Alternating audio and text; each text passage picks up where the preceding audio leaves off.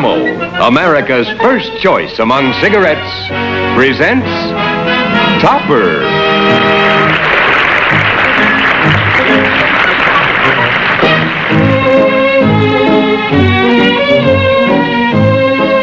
Starring as Marion Kirby, the loveliest ghost in town, and Jeffries. As George Kirby, the liveliest ghost in town, Robert Sterling. And Leo G. Carroll as Topper.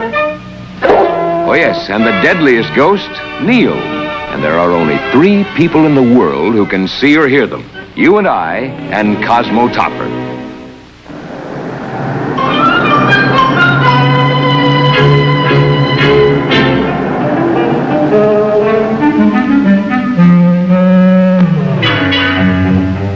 Yours truly, Cosmo Topper. Now, the next letter goes to Eckhouse, Dunn & Eckhouse, Investment Brokers, 224 Wall Street, New York City. Dear sirs, what do you think you're doing? I want to be your secretary. Oh, Topper, I'd make a perfect secretary because nobody could see me or hear me but you. Oh, please get off my lap. But I can handle all your correspondence.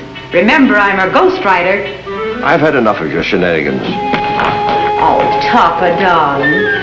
Aren't you attracted to me? Oh, I find you very attractive. But I wish you'd control your attractions until after office hours. Oh, but we can combine business and pleasure. Now just listen to this outline I've made for a letter. It starts, Dear Sir, and ends, Love and Kisses, Topper. Love and Kisses, Topper? Well, it's friendlier than yours, truly. Now run along, please. Besides, as the letter goes along, you can get to know each other better. You know, look here, I'm very busy. You'll have to go. I just wanted to see how you run the bank. I don't run the bank. Mr. Schuyler does. Now go away. Don't come back.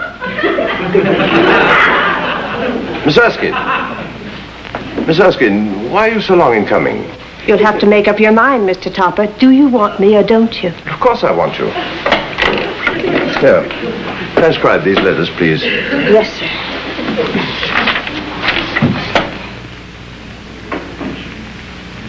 Yours truly, Cosmo Topper. Now, the next letter goes to Eckhouse, Dunn & Eckhouse, Investment Brokers, 224 Wall Street, New York City. Dear sirs, what do you think you're doing? Please get off my lap. I've had enough of your shenanigans. I find you very attractive. I wish you'd control your attractions until after business hours. Love and kisses. It didn't take long for the old redhead to learn the score about Camel's mildness and flavor. Friends, you try Camels for 30 days. Make your own 30-day Camel mildness test and learn why. For mildness, for flavor, Camels agree with more people than any other cigarette. There's Mrs. Beatty to see you, sir. Beatty? I don't know any Mrs. Beatty. She says she knows you. Oh, all right, bring her in. Mrs. Beatty? Topper, darling. Ellen. Well, I thought your married name was Johnson. Oh, Mr. Johnson and I are divorced. If you're wondering about Beatty, we're divorced too. Oh, your Aunt Emma hasn't kept me up to date. She's probably been too busy counting the Baskerville millions. I have to talk fast, darling. Aunt Emma's outside with Mr. Schuyler. I sneaked in to ask you a favor. What can I do for you? Well, you can help me get married. Well, you're getting along very well without me. Has he a name? Uh-huh.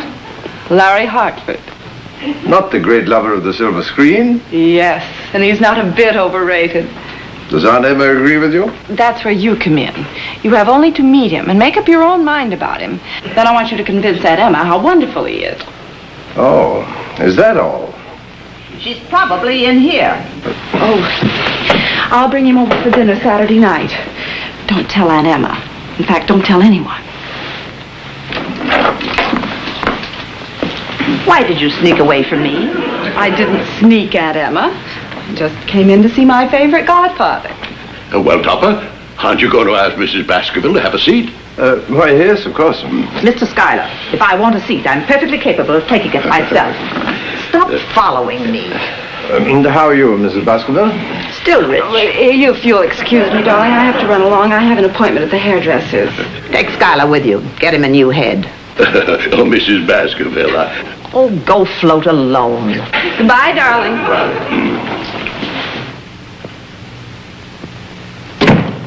Topper, I'm going to come right to the point. Have you ever heard of Lawrence Hartford? Why, I've seen him on the screen, of course. Fine-looking chap. Well, I wouldn't know about that. I haven't seen a motion picture since the birth of a nation. However, that's neither here nor there.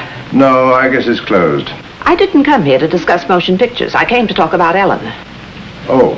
A nice girl, but has an unfortunate habit of collecting bad husbands. She wants to collect Hartford. I want you to talk her out of it. But if she's made up her mind... Oh, she's made up her mind about her other two husbands. This one's the worst of the lot. But you don't even know him. Oh, I don't have to. I've heard enough about him. Now, I'm relying on you, Topper. But, Mrs. Baskerville... We'll have no further discussion. don't argue with Mrs. Baskerville, Topper. Why shouldn't he argue with me? What do you want? But I just wanted to show you the figures on the building investment. I've already looked into them. They're absolutely worthless. I don't know why I don't keep my money in a stocking.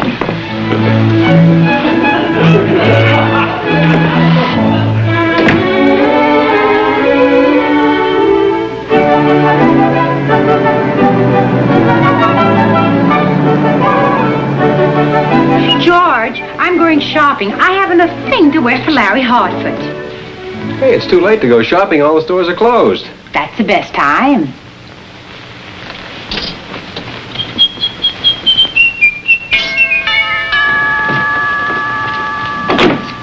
Oh, sorry, dear. I forgot my key. Oh, it's you, Mr. Topper. Sorry, I forgot my key. Hello, Topper. Why did you ring? I forgot my key. Yes, dear, you told us 3 times. I wasn't sure you heard the second time. Oh, Cosmo, I'm so glad you're home. I've had the most hectic day ever since lunch. Oh, well, it's nearly dinner time now, dear, so you can relax. I've spent hours planning the menu. Neil and I picked out the wines. There's no need to go to any length, dear. A simple chop will suit me. Not tonight's menu, Saturday's. Oh, but you don't have to arrange anything elaborate. It's not elaborate, just a few cold lobsters and 6 pounds of beluga caviar, 8 platters of terrapin, and 9 hams. 10 hams. She forgot Hartford. But, my dear Henrietta... I can't decide on the dessert. Would you like to know what Katie decided?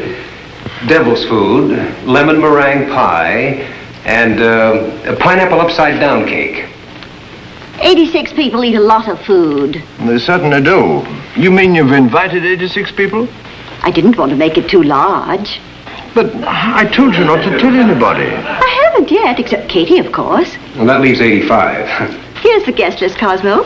Can you think of anybody I've left out? No, but I can think of 86 you're going to. What do you mean? Well, Ellen doesn't want anybody. Any other people.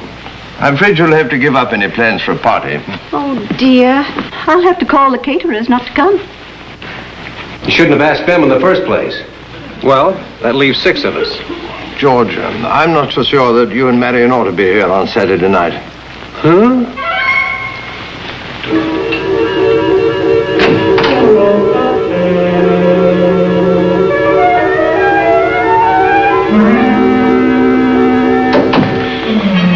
The caterers were terribly disappointed.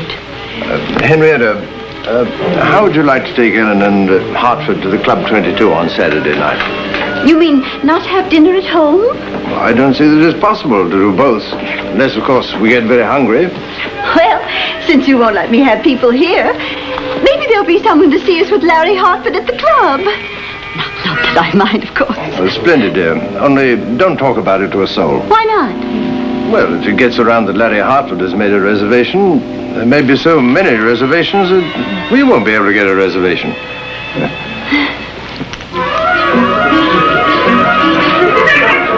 George, where are you? The usual place.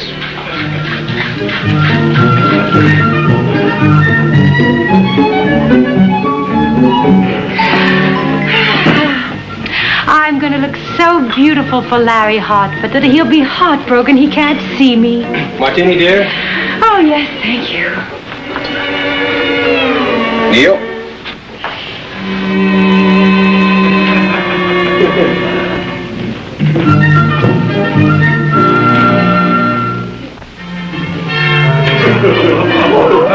Hey, you must have made him too strong. They're 4-1, Neil. On the wagon. Bad dog. Good martinis. Drink 'em up. Oh, you forgot the most important thing. Sorry, old boy.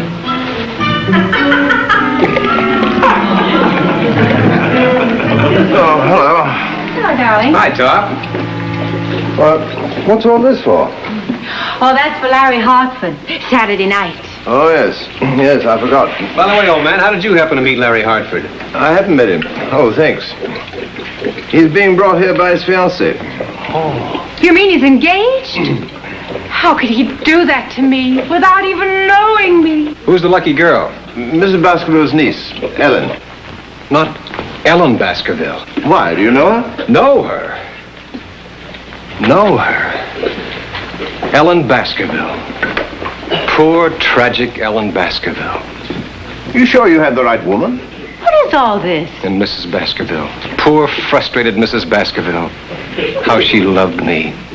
Mrs. Baskerville? She wanted me to marry Ellen. To keep from breaking her heart. But it was not to be. Okay, Hamlet, come clean. Where did you meet this poor, tragic heiress? I'd rather not talk about it. I wonder if she knows I'm dead. If you ask me, she never knew you were alive. Please, Marion, don't be bitter. Ellen was a part of my life before I knew you. A memory tender and unsullied. Too bad I can't play the violin. She only married to forget me. In that case, she's forgotten you twice. And about to do it again. I'd like to forget you. For Larry Hartford. Probably reminds her of me. It may interest you to know she's deeply in love with this fellow Hartford. Nonsense. Everybody knows about Hartford. He's a lazy, dissolute drunk. He probably reminds her of you. Well, Mrs. Baskerville agrees with you. And she's never seen the man. You mean you're promoting this romance behind her back? Well, that's better than looking at her. Besides, what business is it of yours? Well, I can't let Ellen throw herself away on a man like that. After all, she's still on the rebound from me. Poor child. What a life she's had. Constantly reminded of the little things she loved about me. My manliness, my tenderness, my wit. Isn't there some way to stop him? You're the magician. Always her image before me. Always my image before her. My body on another man's face. My face on another man's body.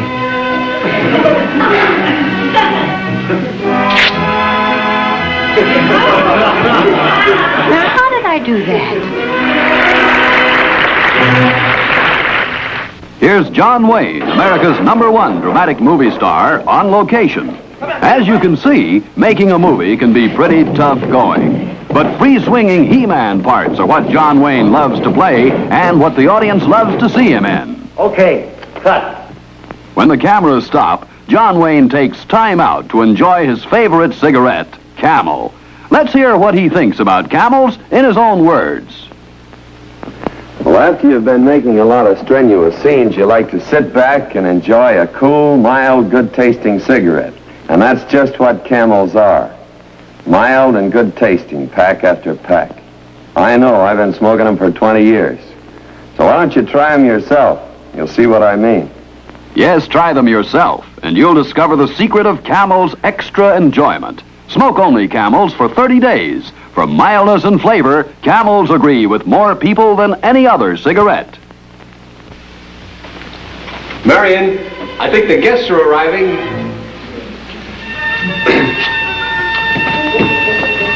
Marion. Topper? Ellen? Where is everybody? Yes, but... No, I can't get his autograph for you. Katie, where is everybody? They've taken Mr. Hartford out for dinner. Where to, Katie? Where to? I promised not to tell where to. You've got to tell me. I don't care if you are my sister. A promise is a promise. Marion! Marion! They sneaked out on us. Oh, well, if you're going to get mad, Club 22. Marion, where are you? Yes, that's where they all went. Where, Katie, where? I don't know.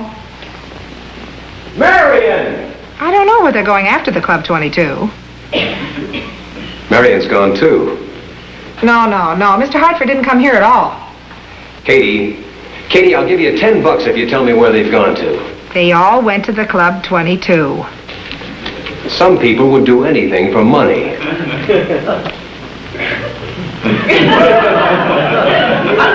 Did you just drop $10?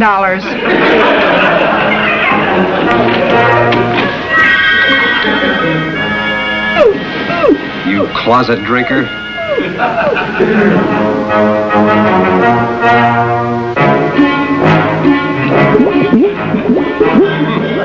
It's a sad come down for you, Neil.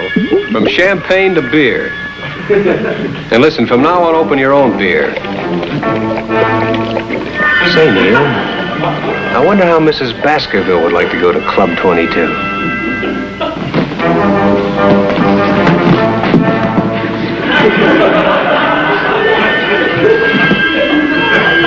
Not me, brother. I haven't got time to open all those cans.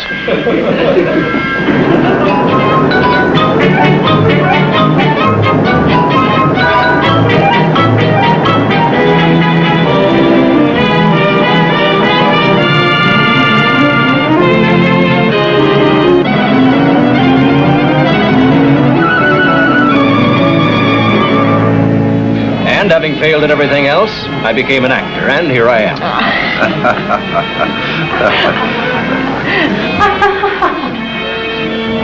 How did you know we were here? You invited me, remember? I tailed you, you double-crossing baboon. What are you looking for, Cosmo? Just looking, dear. If it wasn't for George, I didn't tell him. Couldn't stand to watch us mooning over that Ellen Baskerville. Woman at table 12. Just sign it to Flossie. Love and kisses. Waiter, you shouldn't keep worrying Mr. Hartford. Shh, the head waiter might hear you.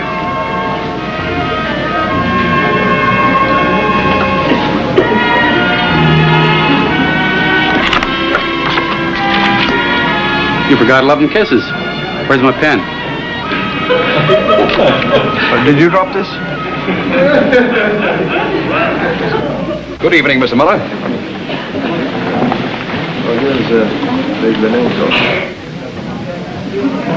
Did you just get another autograph? Oh, no, sir. Then what's this on your shirt?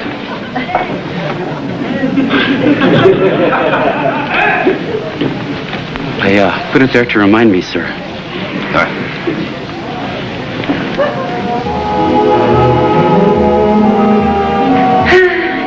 So peaceful without George. Well. George! Take it away. Throw it out. It's tainted. It doesn't look tainted to me. I think I know tainted meat when I see it. Why, I was practically raised on tainted meat. You conniving weasel. Do you wish to order something else, sir? It brings the same thing. Untainted. Poor tragic Ellen. This is George. You're George. Ooh, What's the matter, Don? I felt something cold and clammy. That was George. You're clammy, George. I hope you're not starved, Mr. Hartford. Not a bit of it. And please call me Larry. You can even call him Hinkle. That's his real name, Hinkle. Hinkle. That sounds like a bell. Say something to me, darling, to prove that you still remember. I hear you're living in the Kirby house. Yes. Always my name on her lips. Did you know the Kirbys?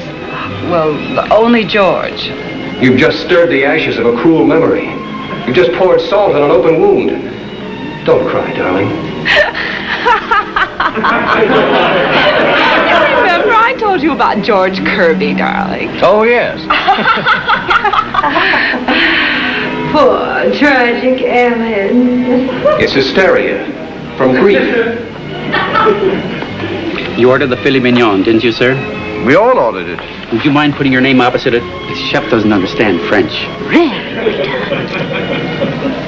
You must be doing a lucrative business. It was better last week with Gable. If you have anything to say to me, sir, please don't put it on my shirt. It all happened when I was visiting Aunt Emma several years ago. George's wife was away for the weekend. That's how I happened to see the house. So that's how she happened to see the house. Well, she just came to tea with her Aunt Emma. George sneaked me in late one night. With Aunt Emma. For tea. It must be rather fascinating making movies. What happened then, George? Nothing, honey. We talked. Just talked. We were talking. There, see? All of a sudden, George switched off the lights. You said it was a practice blackout. Practice blackout. Civil defense. Of course, the war had been over for 3 years. Can't take too many precautions. Fortunately, George blacked out, too. Can't take too many precautions.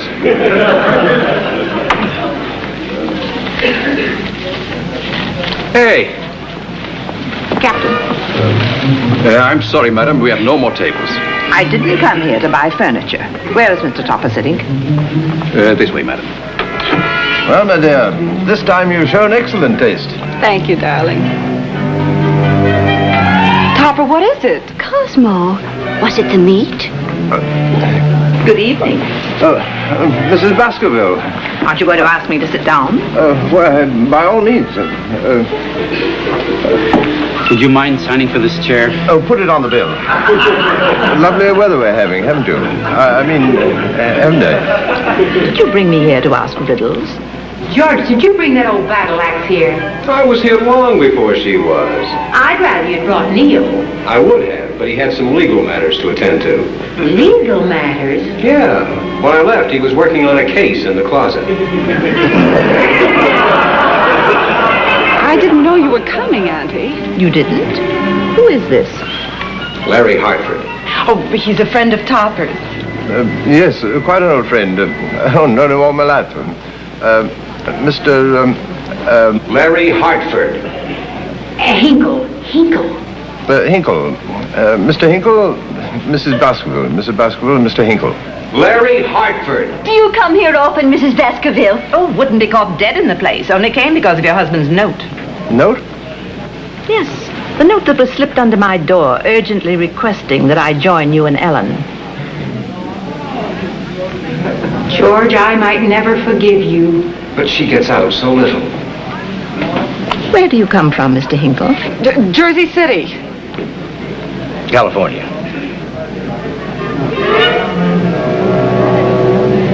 I could kill you. It's too late.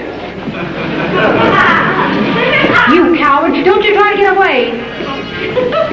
What part of California? Look out! You're hitting the waiter. Help, Neil, help! Someone pushed me. Neil can't help you now. What part of California, Mr. Hinkle? Oh, it looks as if we're never going to get our dinner. Stop interrupting, Topper. Well, Mr. Hinkle? Hollywood, Mrs. Baskerville. Just outside of Hollywood. Seattle. Well, then perhaps you know a motion picture actor by the name of Lawrence Hartford? Intimately. Oh, is he as bad as his reputation? Oh, he's even worse. He has only one thing to recommend him. What's that? He's a good businessman. As a matter of fact, he's about to marry a very pretty girl with a grotesquely rich aunt. For you. Waiter. Waiter, you must stop taking pictures and then trying to sell them.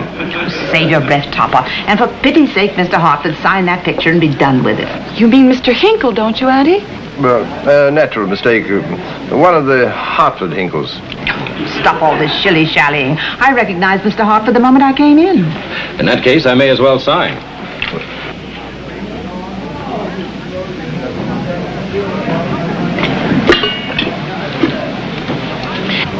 It's not Topper's fault, Aunt Emma. Mr. Topper, It occurs to me that if you're so deceitful about these personal matters, you may be equally so about financial matters.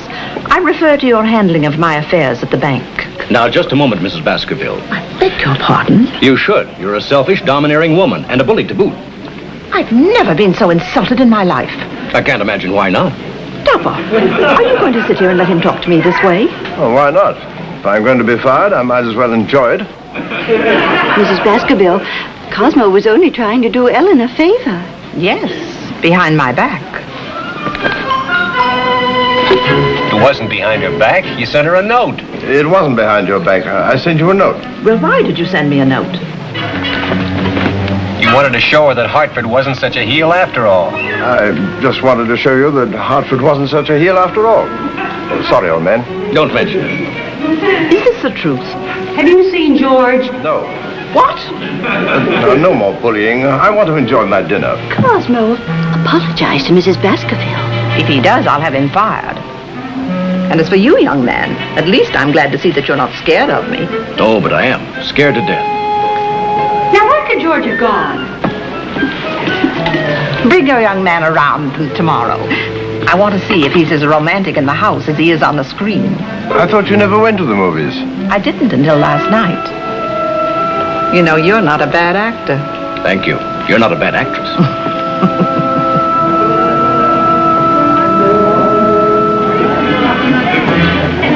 So there you are. What do you look so smug about? Oh, I feel so nice and warm inside. Bringing these two lovely people together.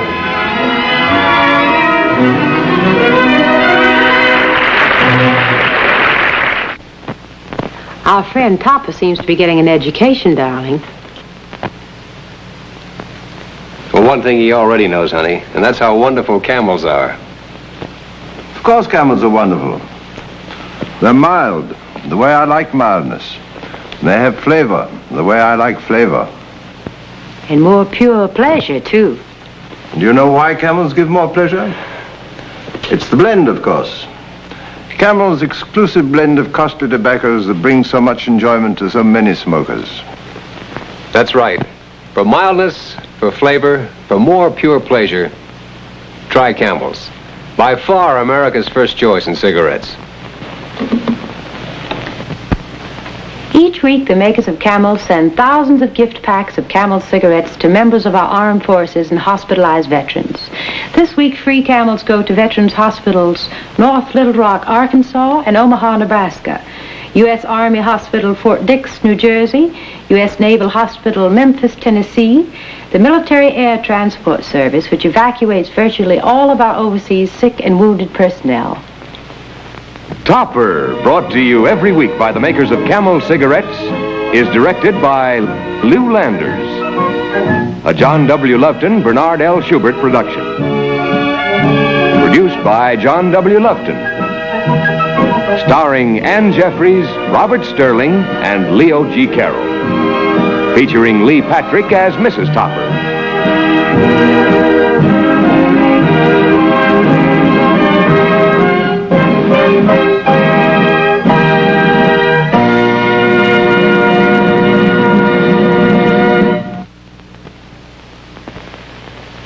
If you prefer a long cigarette, try Cavaliers, the great new king-size cigarette made by the makers of Camels. King-size Cavaliers give you mildness where it really counts, in the feel of the smoke. So inhale, feel that light extra mildness in the smoke of a Cavalier. Cavaliers are king-size, yet priced no higher than leading regular-size brands. So try Cavaliers. Feel that mildness. Taste that flavor. That's a Cavalier.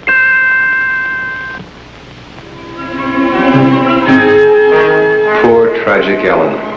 Still trying to forget me. Topper is a film presentation.